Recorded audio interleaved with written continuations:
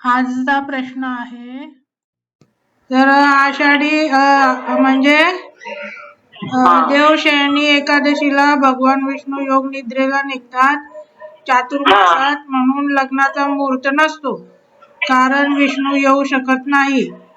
विवाह कार्य किंवा वास्तू शांत किंवा तत्सम कार्यांना श्रावणात सगळा भार शंकरावर असतो. पण मग सत्यनारायण इतर विष्णूची पूजा आहे ते कसे काय? ज्योतीच्या कागदावर कृष्ण आणि नरसिंह दोन्ही आहेत पण शंकर नाही असे का? विष्णू योग निद्रा करतात पण मग कृष्ण जन्म तेव्हाच कसा? आणि मग चातुर्मासामध्ये आपण हे सगळे व्रत वैकल्य करतो, मग देव झोपलेले असतात, मग कसं काय आपली पूजा देवांपर्यंत पोहोचते बुवा असं. सगळे सणवार तेव्हा जास्त असतात चातुर्मासात. चालेल, बोललो आपण त्याच्यावर आता. साधारण आपल्या भारताच्या बाबतीमध्ये असं आहे की सलग 3 महिने पावसाळा असतो आणि पावसाळ्यावर सगळं आपलं हे जनजीवन अवलंबून आहे. सगळं शेतकऱ्याचं वगैरे काय सगळं पूर्ण आपलं भारताची अर्थव्यवस्थाच याच्यावर आहे, शेतीवर अवलंबून आहे. आणि साधारण असं म्हटलं जातं की माणसाचं 1 वर्ष म्हणजे देवाचा 1 दिवस. मग एका दिवसामध्ये रात्र आणि दिवस असं जर धरलं तर 6 महिने रात्र आणि 6 महिने दिवस असं हे पृथ्वीवरचं साधारण गणित आहे. आणि आता हे चातुर्मासाचे 4 महिने होतात. तर साधारण मनुष्य किती झोपतो? 12 तासातला 8 तास आहे की नाही? तर हा जर सगळा हिशोब धरला तर देवशयनी एकादशीला देव झोपतात. याचा अर्थ काय की जी क्रिएटिव्हिटी आहे, साधारण बघ आताचं वातावरण कसं असतं, अंधारमयच असतं आहे की नाही? उजेड असा नसतो जास्त, सूर्यप्रकाश कमी असतो आणि सगळं हे जर आपण बघितलं तर शेतामध्ये सगळी लक्ष्मी कुठे असते? शेतामध्ये असते म्हणे. आणि त्यासाठी आषाढाच्या महिन्यामध्ये पर्यंत साधारण पेरण्या होतात. तर पेरण्या होतात त्यावेळेला बीज कुठे असतं? अंडरग्राऊंड, याच्या मातीच्या आत असतं.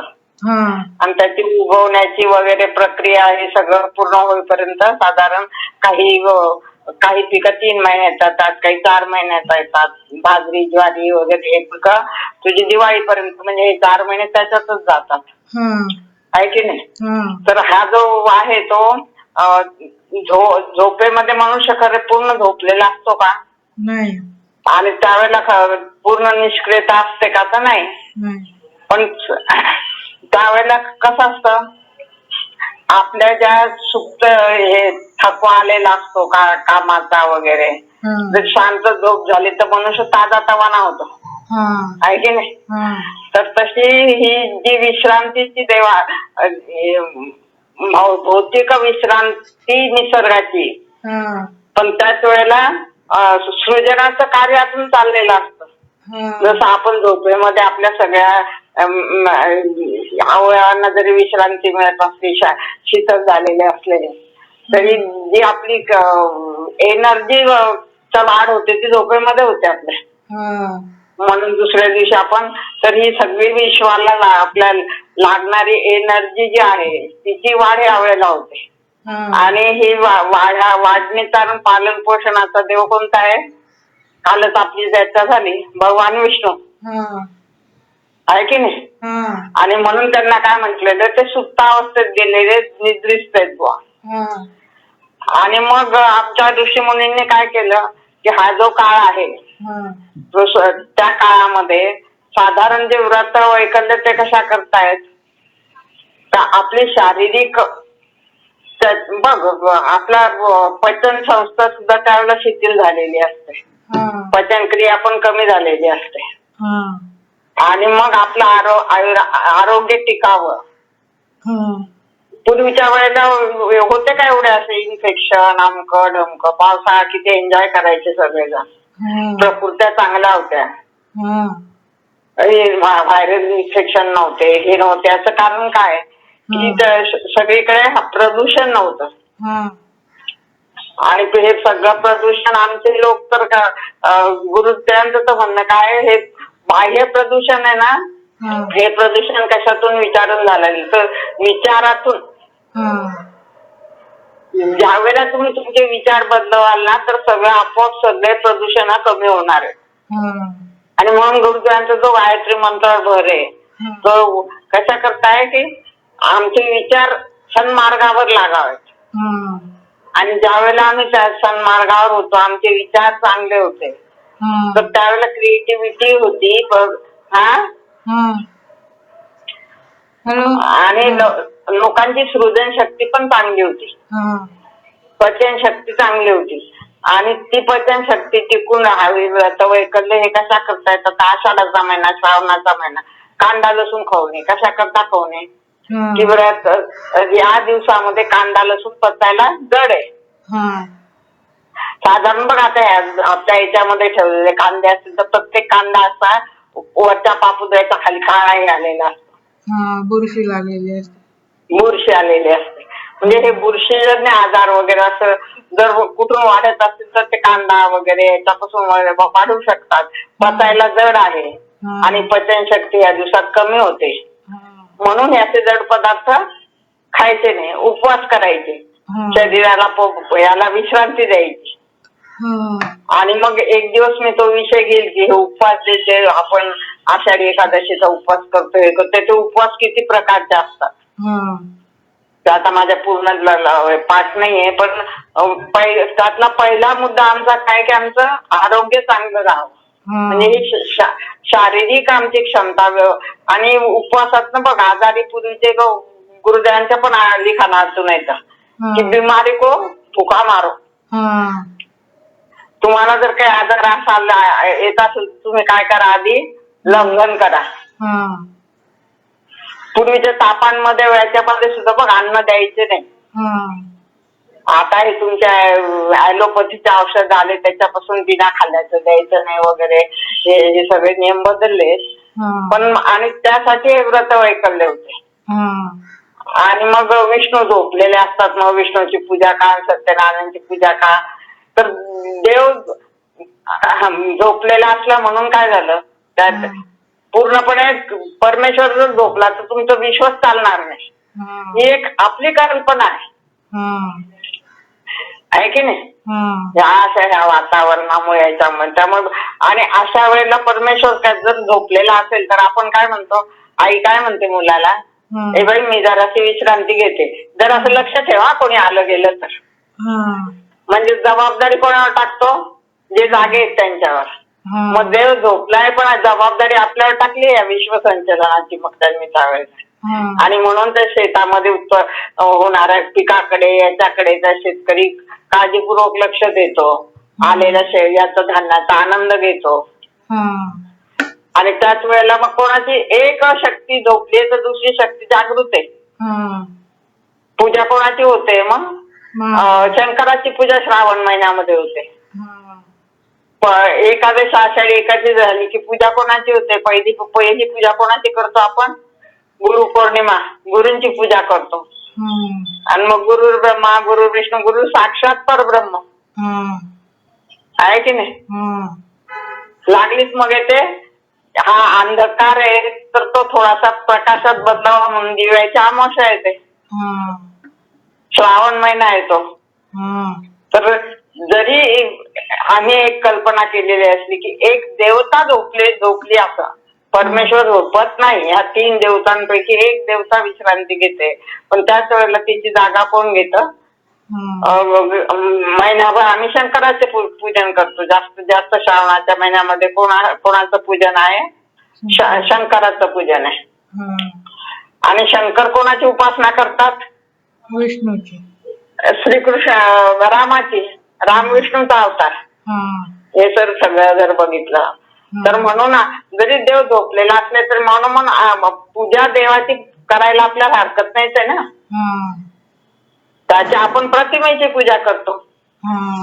त्या शक्तीची उपासना करायला शक्ती जागृत आहे का झोपलेली हा प्रश्नच येत नाही. आणि सत्यनारायणाचे अधिष्ठात्री देवता जरी विष्णू आपण मानलेली असली तर सत्यनारायण हे एक व्रत आहे. आणि 4 महिने हे व्रत वैकल्याचे अधिष्ठात्री देवता कोणी असो. पण मग सत्यनारायणची पूजा करायची, हे व्रत करायचं म्हणजे त्या व्रताच्या मागचा उद्देश आपण समजून घ्यायचा. की ज्या वेळेला तुम्ही लग्न होतं तुमचं त्यावेळेला आधी पूजा कोणती करता तुम्ही? लग्न ज्या वेळेला नवं लग्न करून येतो तर त्या जोडप्यांच्या हाताने पहिली पूजा कोणती होती? सत्यनारायणच करतात ना दुसऱ्या दिवशी. सत्यनारायणाचीच होते ना. म्हणजे आता त्यांनी गृहस्थाश्रमात प्रवेश केला आहे. आतापर्यंत तर ती जबाबदारी आई वडिलांची होती, पण आता हे सगळं कुटुंबाची जबाबदारी त्यांच्यावर पडली. आणि ज्यावेळेला कुटुंबाची जबाबदारी आली त्यावेळेला आना मागे लागला आहे की नाही. आतापर्यंत आई वडिलांजवळ दे ना म्हणत होते, पण लग्न झालं की काय आना मागे लागला. बायको म्हणतात भाजी आणा, मला साडी आणा, आमका आणा. म्हणजे काय आहे की प्रपंचाच्या जबाबदाऱ्या पडल्या आणि त्या जबाबदाऱ्या जर असतील तर चलनवर अर्थ पाहिजे, आपल्याजवळ पैसा पाहिजे.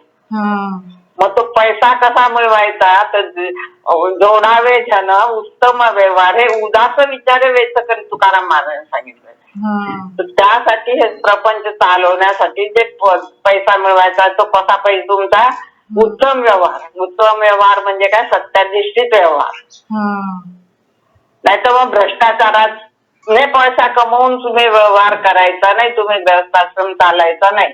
म्हणून गृहस्थाश्रमात मध्ये आम्हाला मुख्य 3 काय सांगितले? आमच्या धर्माचे 4 तत्व कोणते? धर्म, अर्थ, काम आणि मोक्ष आहे की नाही. तर धर्माने चालून म्हणजे आम्हाला जे नियम लावून दिलेले आहेत त्याने चालून अर्थ कमवायचा. म्हणजे पैसा कमवायला आमच्या याने कधी नाही सांगितलेलं नाहीये. कमाई करा तुम्ही, पण कशी करा? धर्माधिष्ठित करा. आणि नंतर तिसऱ्या याच्यावर काय तो पहिल्या याच्यावर आपण परवा जी मोक्षाची व्याख्या केली, पहिला शब्द धर्म आहे आणि शेवटचा मोक्ष आहे. धर्माने चालून मोक्षाची प्राप्ती करायची असेल तर मधला रस्ता करा. प्रवास करताना मध्ये 2 टप्पे कोणते? अर्थ आणि काम. तर प्रपंच करायला आमच्या संस्कृतीने नाही सांगितलेले नाही, पैसा कमवायला नाही सांगितलेला नाही, पण कसा पाहिजे? धर्माधिष्ठित पाहिजे. आणि अशा मिळवलेल्या कमाईवर तुम्ही काम म्हणजे सगळ्या आपल्या इच्छा पूर्ण करू शकतात. काम म्हणजे एका अर्थाने आपण जो घेतो तसा नाही, तर आपल्या ज्या इच्छा असतील त्या योग्य इच्छा ह्या अशा आपल्या योग्य रीतीने कमवलेल्या अर्थाने पूर्ण करायच्या. आणि मग याच्याने अशा पद्धतीने तुम्ही चालले तर मोक्षाचे अधिकारी तुम्ही आपोआप होतात. मोक्षासाठी वेगळं काही करावं लागत नाही. तर हे 2 आपले संपुट आहेत आणि त्याच्यात त्या दोन्ही संरक्षण भिंतीच्या आत आपल्याला आपलं जीवन घालवायचं आहे. आणि याची शिकवण जर असेल म्हणून ते झालं सत्याचरण. म्हणजे सत्याची पूजा म्हणजे फक्त शब्दाने सत्य बोलणं नाही, त्या सत्याचं आचरण. आणि ते व्रत आहे. मग आणि एखादं व्रत करायचं असेल तर ते आपल्या रामदास स्वामीने आपल्याला काय सांगितलेलं आहे? सामर्थ्य आहे चळवळीचे, जो जे करील दयाचे तेथे भगवंताचे अधिष्ठान पाहिजे. भगवंताच्या अधिष्ठानावर ज्या वेळेला तुम्ही असे काही कुठलेही कार्य करतात त्यावेळेला त्या कार्याला यश मिळतं. आणि म्हणून तुम्ही हे जे व्रत घेताय जीवनामध्ये गृहस्थाश्रमात प्रवेश केल्यानंतर तर त्याचं ते व्रत घ्यायचंय तर त्याचं अधिष्ठान म्हणून ही सत्यनारायणची पूजा आहे. आणि या दृष्टीने त्या सत्यनारायणच्या 5 अध्यायाकडे सुद्धा ज्यावेळेला आपण वळतो ना त्यावेळेला त्याच्यातले बारकावे आपल्या लक्षात येतात. आपण आणखीन आता म्हणजे श्रावणाचाच महिना आहे तर त्या एका अध्यायावर सुद्धा बोलू. तर या अधिष्ठानाकरता सामर्थ्य आहे चळवळीचे मग गुरुदेवांनी सुद्धा अधिष्ठानच घेतलं. गुरुदेवांनी तर काय केलं, विचार क्रांती अभियान चालवायचं होतं त्यांना. लोकांच्या विचारात क्रांती करायची होती. आमचा प्रत्येक संत क्रांतिकारक आहे. आणि खरी त्यांच्या इतकी क्रांती, पहिला क्रांतिकारक जर कोणी असेल तर आमचे ज्ञानेश्वर महाराज क्रांतिकारक आहेत. तेवढी क्रांती केली त्यांनी की जे संस्कृत मध्ये वाङ्मय आहे, गीता संस्कृत मध्ये आहे, त्या आमच्याने वाचून त्यांच्याने वाचून केवढा क्रांतिकारक विचार आहे की त्या गीतेमध्ये ते सगळ्यांना कोणाला शूद्रांपर्यंत सगळ्यांना आपला आत्मोन्नत करायचा, मोक्ष प्राप्त करण्याचा अधिकार आहे गीतेमध्ये सांगतात. तेवढी क्रांती आणि राजकीय क्रांती करणं सोपं, पण ही जी सामाजिक अशी आध्यात्मिक क्रांती असते त्या क्रांतीसाठी फार मोठी शक्ती लागते, आत्मबल लागतं. कारण वर्षानुवर्षाचे ते संस्कार माणसाच्या मनावर झालेले असतात आणि ते संस्कार एकाएकी जात नाहीत मग, आणि जाऊ शकत नाही. दुर्वेला आपल्या याच्यामध्ये जे महत्वाचं आहे, श्रावणाच्या पूजेमध्ये प्रत्येक पत्री दुर्वा श्रावणाच्या महिन्यातच का सांगितली टाकायला, वाळायला, इतर दिवसात नाही सांगितली. हरतालिकेच्या पूजेलाच पत्री लागतात, आता मंगळागौरीच्या पूजेलाच पत्री लागतात, गणपतीला पत्री लागतात. तसं तुझ्या नंतरच्या संक्रांतीला पत्री लागते का? संक्रांतीच्या पूजेला, दिवाळीच्या पूजेला, नवरात्राच्या पूजेला ह्या पत्री लागतात का? नाही लागत. तर ह्या दिवसामध्ये का बरं पत्री वापरतात? म्हणजे ऋतुमानाप्रमाणे आमच्या ऋषी मुनींनी आपल्या जीवनचर्येचं व्यवस्थापन केलेलं आहे. आणि त्या व्यवस्थापनाचा एक भाग आपण आता म्हणतोय की काय, आपला जो विषय चालला होता सत्यनारायण पूजेचा, तर ते एक व्रत आहे. मग ते व्रत कसं करायचं, काय करायचं, ते आचरणात आणण्याचं व्रत आहे. केवळ पूजा करण्याचं. आणि मध्यंतरी आता कमी झालंय की सत्यनारायणची पूजा म्हटली की बापरे एवढा मोठा, सगळ्या घरावर लाइटिंग करा आणि सगळ्या गावाला तीर्थप्रसादाला बोलवा आणि बँड लावा आणि आमकं करा आणि एवढी लोक जेवणाला घाला, आणि मूळ उद्देश बाजूला. ती पूजा करताना तुम्ही तो खर्च करताना पैसा कुठे कमवलाय? आपल्या प्रेस्टिज पॉइंट प्रमाणे सत्यनारायणच्या पूजा मोठ्या व्हायला लागल्या होत्या. पण तसं नाहीये. मग तर काय, तुळशी व्हायची सत्यनारायणाला. किती व्हायची? सहस्त्रनाम, विष्णू सहस्त्रनाम म्हणून ती तुळशी व्हायची असते. तर सहस्त्र प्रकाराने आम्हाला आमच्या जीवनामध्ये ह्या व्रत धर्माचं आचरण करता येतं. विष्णू सहस्त्रनामाचं महत्व याच्या करता येतं. अनेक नाम आहेत परमेश्वराचे, आणि त्या विष्णू सहस्त्रनामामध्ये तू सगळ्या देवतांना जे असलेले नावं त्या विष्णूला आहेत. म्हणजे सर्व व्यापक तो देवाचा आहे. तर या दृष्टीने चातुर्मासाचे व्रत सांगितलेले आहेत. आणि मग पहिली सुरुवात होते गुरुपूजनापासून. मग गुरुंमध्ये तर सगळे देव साक्षात परब्रह्म आहे, तिथे ते चालू आहे. आणि या दृष्टीने जर विचार केला तर भगवान झोपलेला आहे म्हणून विष्णूची पूजा करू नये, किंवा त्यावेळेलाच मग कृष्णाचा जन्म झाला आहे. ह्या आपल्या पोरकट कल्पना आहेत माझ्या दृष्टीने. आणि मग तिथे गुरुदेवांनी काय सांगितलं, ही विचार क्रांती आहे. आपले जे विचार आहेत ते बदलवायचे असेल तर मूळ कशा करता हीच सगळ्या आमच्या संस्कृतीची उभारणी झाली आहे, त्याचा विचार आम्हाला व्हायला पाहिजे. आणि त्यावेळेला मग गुरुदेवांचं ते वाक्य बघा, 18 त्यांचे जे आहेत हे सत्संकल्प, त्याच्यातला एक सत्संकल्प आहे बघ, रूढी परंपरापेक्षा विवेकाला महत्व देऊ, हा एक श्लोक आहे ना. तर विवेकाने कार्य करायचंय. आणि आपल्यावर जर देवाने, खरंच देव कुणाचा झोपतच नाही, पण देवाने जर जबाबदारी टाकली असेल तर हे जे आम्ही व्रत वैकल्य करतो, थोडीशी सवड आहे, पाऊस असल्यामुळे तुमचे प्रवास नाहीये, इतर कामांना हे असतं, त्यावेळेला मग प्रकृती सुधारा आणि थोडीशी स्वतःची आत्मिक उन्नती करा. आणि म्हणून ह्या आषाढी एकादशीला साक्षी एकादशी म्हटलेलं आहे. आणि पुढची जी आहे ती जी देवस्थापनाची एकादशी, कार्तिकी एकादशी येते, तिला मोक्षी एकादशी म्हटलेलं आहे. अच्छा. साक्षी आणि मोक्षी. तर आपल्या या सगळ्या जबाब म्हणजे मोक्षाचा, माझं जर हे व्रत वैकल्य आपण व्यवस्थित पाळले तर आम्हाला मोक्ष सहज साध्य होतो. मग सगळे व्रत वैकल्य करायचे का? काय काय करायचं मग? आणि एवढं करत बसलं तर एक तरी आमच्याकडनं नीट होईल का? तर एकच व्रत जे आम्हाला शक्य आहे ते 4 महिने करायचं. आता बायका तर सगळंच करतात पूर्वीच्या. मग एक ना धड बराबर जिंजा नुसताच कर्मकांड. पूर्ण त्यांना ते त्या सणवारामध्येच लागलेले राहत. नाही सणवार करायचे, करू नका सणवार असं नाही, पण सणवार म्हणजे आम्ही उत्सव म्हणून करतो, कर्मकांड करून म्हणतात. नागपंचमी आहे, नागाची पूजा झाली पाहिजे, आहे की नाही? मग त्या दिवशी काय तवा ठेवायचा नाही, पण तवा का ठेवायचा नाही याचा आम्ही कधी विचार केला का? काय तव्याचं नाही माहिती बाई, ते कापायचं नाही त्याचं माहिती, त्या आळ्या वगैरे असतात त्याला मारल्या जातात म्हणून. नाही, तव्याचं काही कळत नाही. ऐक ना, नागपंचमीच्या दिवशी लोखंडाच्या वस्तू वापरायच्या नाही, कापायचं नाही, त्याच्या वेळेने कापलं जातं.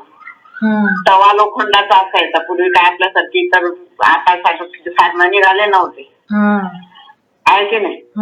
तर त्या दिवशी निदान तुम्ही मग काय कशा करताय की या दिवसामध्ये आयर्न जातं, लोखंडी वस्तू मधनं आयर्न जातं.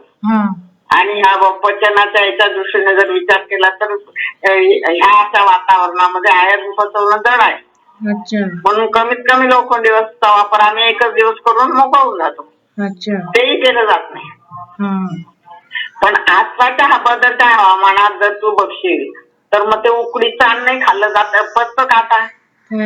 या दिवसामध्ये शिळी सप्तमी येते, शिळ आता आपल्या वातावरणामध्ये पचतं का? म्हणजे जर ह्या गोष्टी आता काही व्रत वैकल्य जर काय ते व्रत वैकल्य आचरण करण्यातल्या ज्या कर्मकांडातल्या गोष्टी आहे त्या जर कालबाह्य झाल्या असतील तर त्या आम्ही बदलल्या पाहिजे, आहे की नाही? म्हणजे रूढी परंपरा पाळा, पण त्यामध्ये जर ह्या अनिष्ट रूढी असतील तर त्या बदलायला हरकत नाही. पण त्याचबरोबर असं तुझं जे म्हणते की कुलधर्म, कुलदेवीचं केलंच पाहिजे, म्हणजे आपल्या कुळामध्ये जर अशा काही चांगल्या गोष्टी असतील तर त्या आचारात आणल्याच पाहिजे.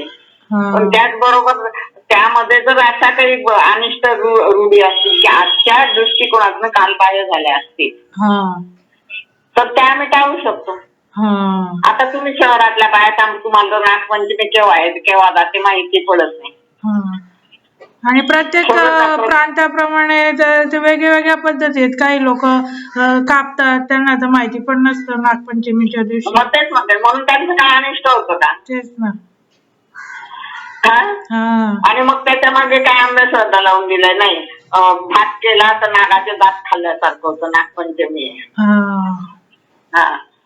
कापलं तर नाग कापला जातो, मग उकडलेलं खातळलेलं खाऊ नका, अशा अनेक ज्या प्रथा त्या काळामध्ये जो आहात त्यावेळेला एक वेळा खायचे, मजबूत खायचे, म्हणून असं जड अन्न पचूनही जायचं.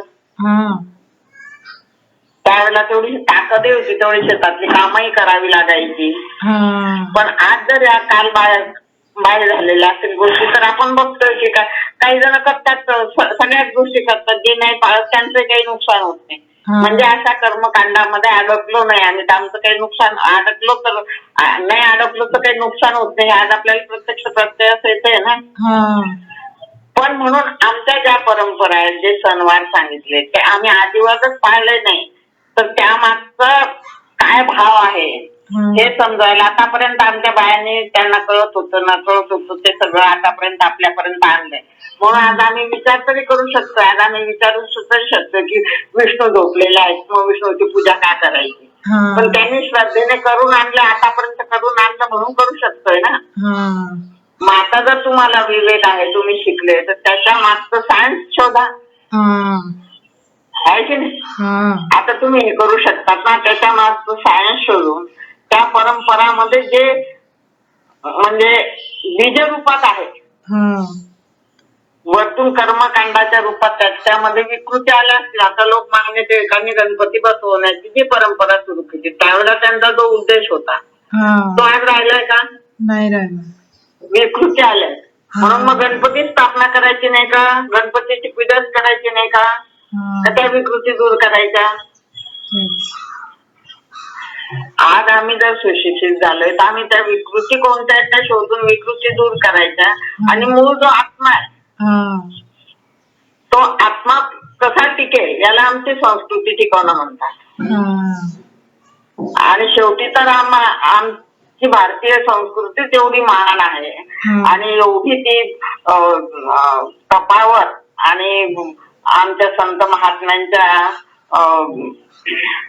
त्यागावर उभारलेली आहे की तुम्ही अशा वरच्या कर्मकांडात्मक किती तिथला नाकारलं तरी तिचा जो गाभा आहे ना म्हणून आतापर्यंत अनेक संस्कृती आल्या गेल्या पण ही आमची सनातन संस्कृती टिकून आहे.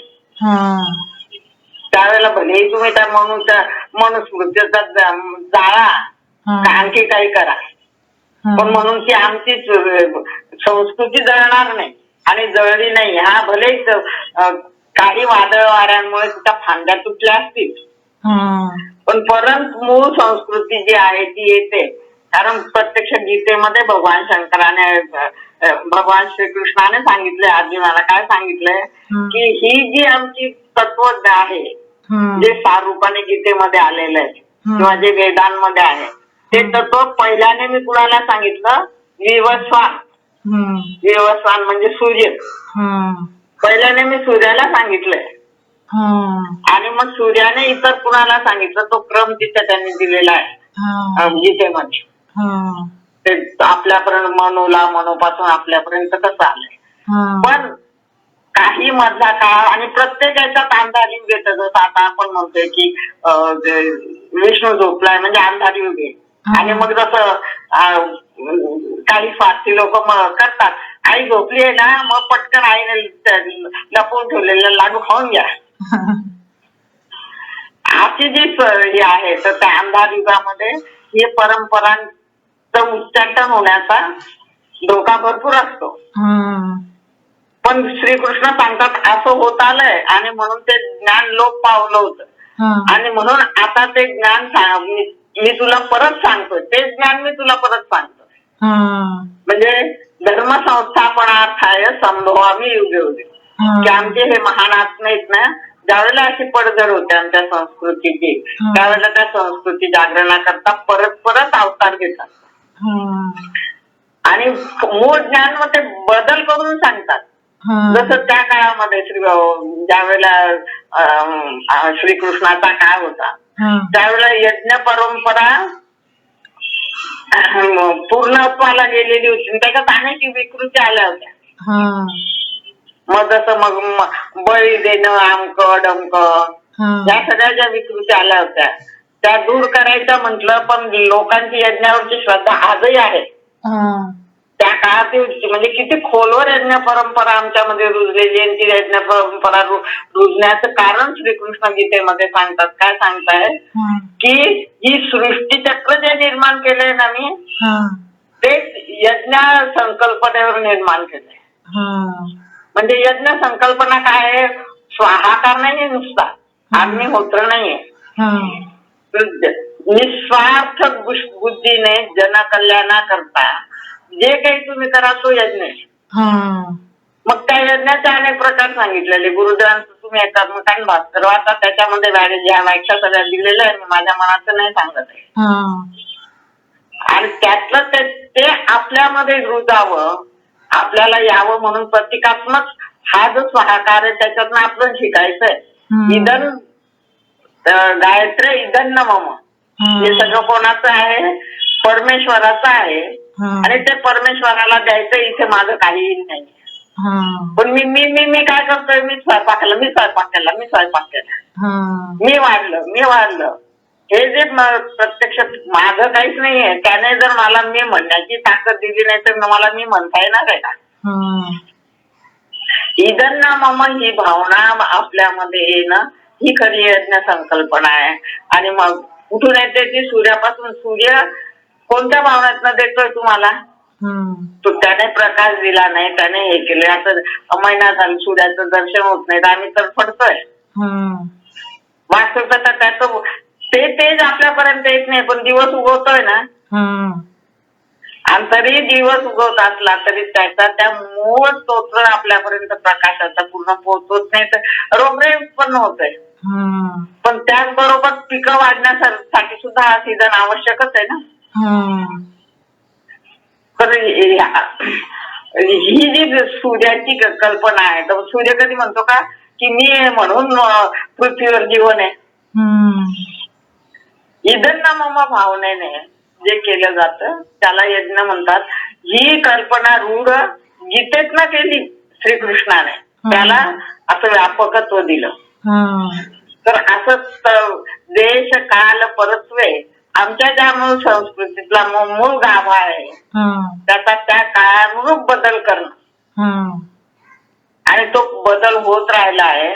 म्हणून पण ज्या विकृती येत गेल्या त्यामुळे मग फक्त देवदेव करणं म्हणजेच, आणि मग आमचे कर्तव्य म्हणून कर्मयोग, ज्ञानयोग, भक्तियोग या सगळ्यांचा संगम श्रीकृष्णाने गीतेमधनं घातलाय. आणि यांनी सुद्धा संतांनी सुद्धा आम्हाला ती शिकवण आतापर्यंत पोहोचवली. आणि म्हणून गीता फक्त आम्हालाच मार्गदर्शक आहे असं नाही,